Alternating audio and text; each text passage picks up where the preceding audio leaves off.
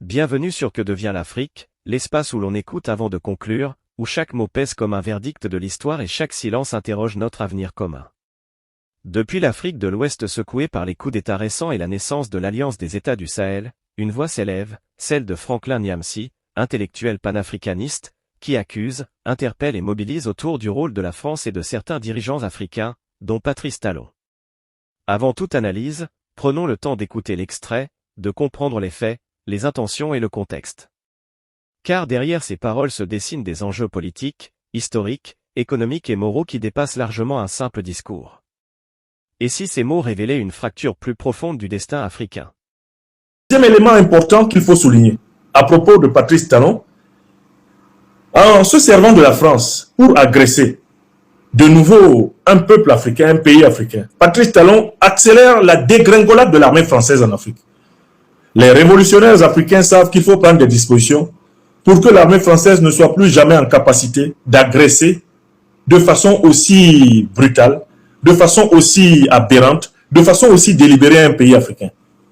L'Alliance des États du Sahel est déjà une armée intégrée et elle est dans l'obligation de la légitime défense face à l'armée française. Mais il faut ajouter, pourquoi l'armée française a-t-elle agressé l'armée béninoise? Pourquoi l'armée française a-t-elle agressé le peuple béninois? Afin d'utiliser le Bénin comme base pour agresser le Niger, le Burkina Faso et le Mali. Il s'ensuit que pour l'Alliance des États du Sahel, la libération du Bénin de la présence militaire française est un objectif stratégique légitime. Car le Bénin, ni plus ni moins, est une base militaire pour attaquer, exactement comme la Côte d'Ivoire, exactement comme la Mauritanie, exactement comme le Nigeria, l'Alliance des États du Sahel. C'est donc une offensive panafricaine et populaire fulgurante contre les derniers bastions du colonialisme français en Afrique de l'Ouest, en Afrique centrale et en Afrique en général qui s'impose. Je recommence. C'est donc une offensive panafricaine et populaire fulgurante contre les derniers bastions du colonialisme français. Eh bien, en terre du Bénin, de Côte d'Ivoire, de Mauritanie, d'Algérie, en terre du Nigeria, partout où les troupes françaises, même déguisées en mercenaires, sont encore présentes, l'Afrique mobilisée, populaire, l'Afrique combattante doit agir afin qu'il rentre en France. Plus jamais un soldat français sur le sol africain, tel doit être l'engagement de tout panafricain, de toute panafricaine authentique. Mais ce n'est que la deuxième mesure.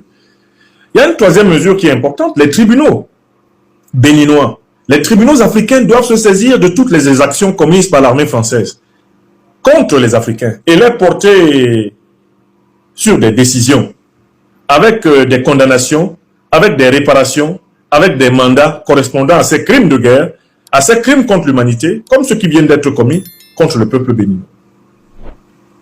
Alors, j'ai observé, et je conclus par ce point, qu'on a tenté d'attribuer le coup d'État béninois tout naturellement au Togo de Faure Gnassingbé, parce que Faure Gnassingbé s'est rapproché de l'Alliance des États du Sahel et parce qu'il s'est rapproché de la Fédération de Russie.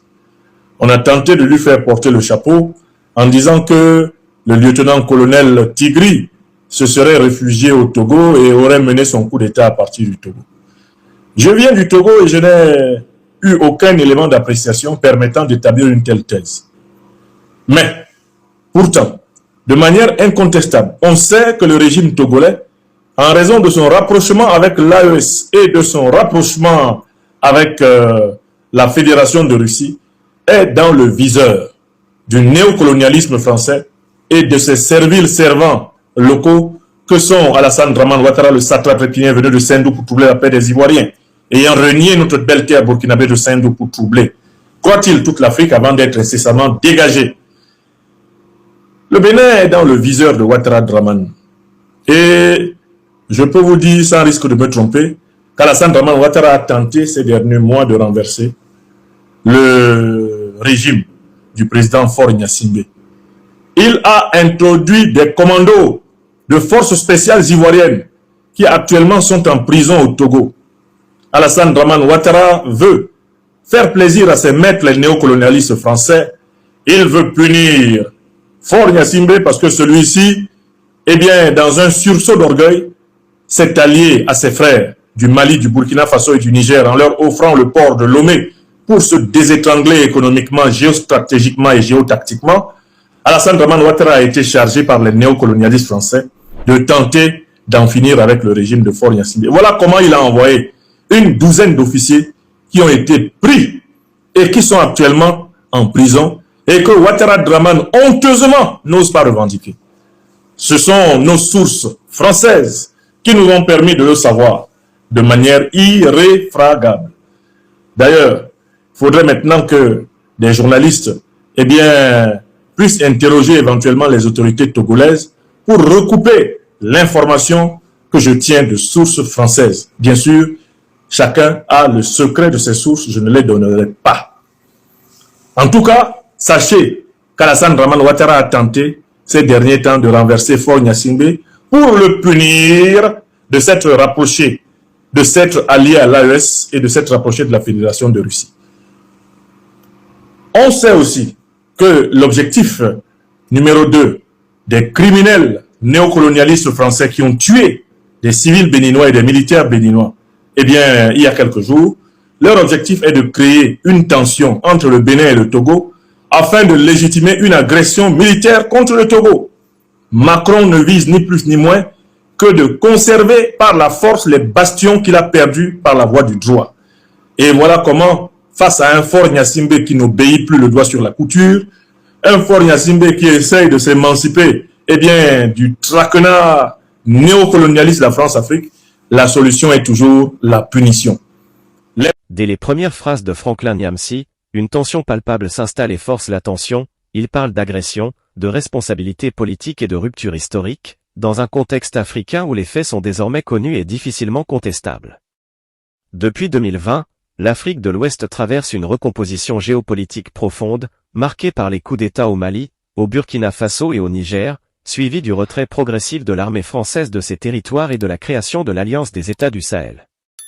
Ces événements, attestés par les faits, ont ravivé un débat ancien mais jamais refermé, celui de la souveraineté réelle des États africains face aux puissances extérieures. C'est dans ce climat que Nyamsi affirme que Patrice Talon se servirait de la France pour agresser de nouveau un peuple africain.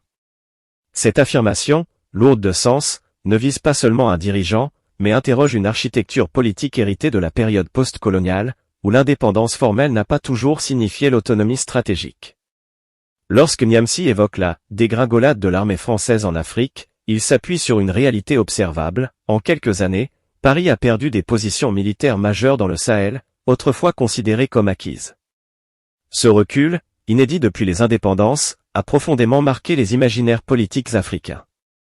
Toutefois, Nyamsi renverse la lecture classique en suggérant que certains dirigeants africains, loin de s'émanciper, serviraient de relais à une influence étrangère désormais contestée. Cette grille de lecture, radicale, séduit une partie de l'opinion publique car elle fait écho à une expérience collective, celle de peuples qui, malgré les partenariats sécuritaires, continuent de vivre l'insécurité, la pauvreté et l'humiliation symbolique. Ici, la voix collective africaine semble murmurer que la sécurité sans dignité est une promesse vide. En affirmant que les révolutionnaires africains doivent empêcher toute nouvelle capacité d'agression extérieure, Nyamsi s'inscrit dans une tradition panafricaniste militante, héritière des discours de Nkrumah, Sankara ou Cabral. Son propos ne se limite pas à la dénonciation, il appelle à une vigilance permanente. Cependant, cette vigilance pose une question essentielle: comment distinguer la défense légitime de la souveraineté d'une posture de confrontation permanente qui pourrait isoler davantage des États déjà fragilisés? L'histoire africaine enseigne que la rupture sans stratégie peut conduire à de nouvelles dépendances. La leçon à tirer est donc celle de la lucidité: refuser la domination ne suffit pas, il faut construire des alternatives crédibles et durables. La présentation de l'Alliance des États du Sahel comme une armée intégrée, en situation de légitime défense, traduit une volonté de légitimation politique et morale. Il est factuel que l'AES repose sur une coopération sécuritaire renforcée entre ses membres, née d'un sentiment partagé d'abandon et de défiance envers les cadres régionaux traditionnels. Nyamsi va toutefois plus loin en transformant cette alliance en symbole d'une renaissance panafricaine. Cette projection idéologique révèle une aspiration profonde, celle d'une Afrique capable de se défendre par elle-même. La sagesse africaine rappelle néanmoins que toute alliance militaire doit être encadrée par des institutions solides, faute de quoi elle risque de reproduire les déséquilibres qu'elle prétend combattre. L'accusation selon laquelle l'armée française aurait agressé le peuple et l'armée béninoise, afin d'utiliser le Bénin comme base contre les États de l'AES, relève davantage d'un registre symbolique que d'une qualification juridique établie. Pourtant, cette accusation trouve un terrain fertile dans un contexte où la présence militaire étrangère est de plus en plus perçue comme une atteinte à la souveraineté. Le fait incontestable est que la France a renforcé ses partenariats avec certains pays côtiers après son retrait du Sahel.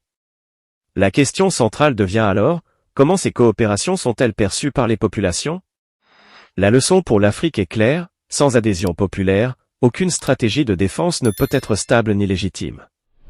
En élargissant son analyse à la Côte d'Ivoire, au Nigeria et à la Mauritanie, Niamsi dessine une géographie du pouvoir où les pays du Golfe de Guinée apparaissent comme les nouveaux piliers d'un dispositif néocolonial. Cette vision, bien que contestable dans ses excès, met en lumière une réalité stratégique, ces États jouent un rôle croissant dans l'équilibre sécuritaire régional. L'erreur serait cependant de réduire leur politique étrangère à une simple soumission extérieure. L'Afrique gagnerait davantage à encourager un dialogue continental sincère, capable de concilier intérêts nationaux et solidarité régionale. L'appel à une « offensive panafricaine et populaire » contre les derniers bastions du colonialisme s'inscrit dans une rhétorique de mobilisation. Niamsi ne parle pas seulement aux dirigeants, mais au peuple. Il cherche à éveiller une conscience collective, à raviver une mémoire longtemps enfouie. La voix collective africaine, ici, se fait insistante, elle rappelle que la liberté n'est jamais définitivement acquise. Toutefois, la responsabilité intellectuelle impose de rappeler que la transformation véritable ne peut se faire que dans le respect des cadres juridiques et politiques, afin d'éviter que la colère ne se retourne contre ceux qu'elle prétend libérer.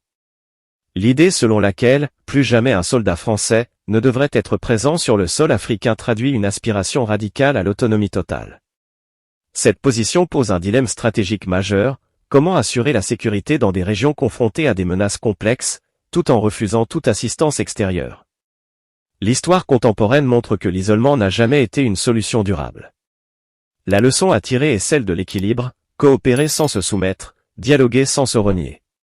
L'appel à saisir les tribunaux africains pour juger les actions imputées à l'armée française relève avant tout d'un renversement symbolique du rapport de force. Si les obstacles juridiques sont réels, cette proposition révèle une frustration profonde face à un ordre international perçu comme asymétrique.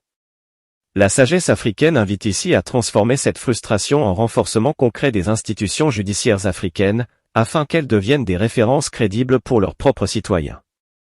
Les accusations de tentatives de déstabilisation visant le Togo et impliquant des acteurs régionaux s'inscrivent dans une narration où le néocolonialisme agirait par des moyens indirects.